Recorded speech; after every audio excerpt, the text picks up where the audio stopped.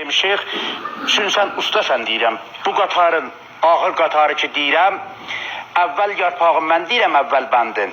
Amma ikinci bəndin gərək sən deyəsən.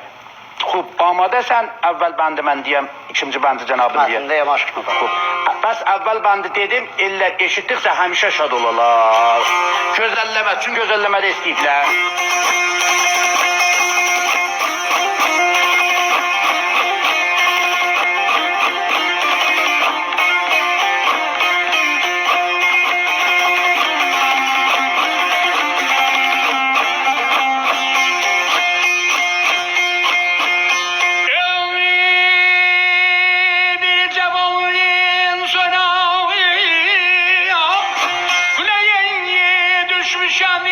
Oradan bile geldi. Ele zor düşüp de kutan eline ya.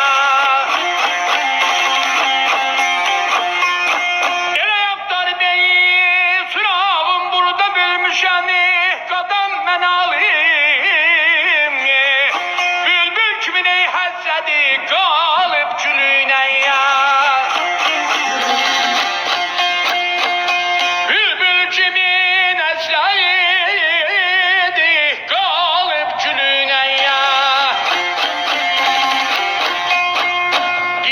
Surağına düşmüşəm, amma güzarı düşübdü xutan elinə.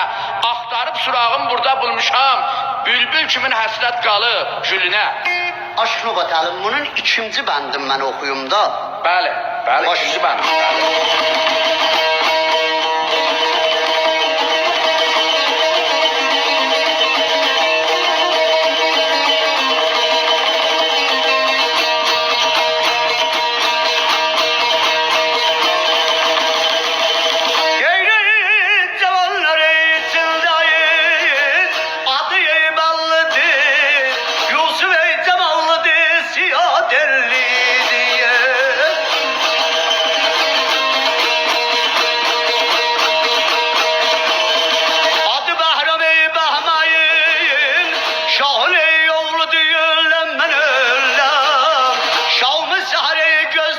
Küpler yoluna yar.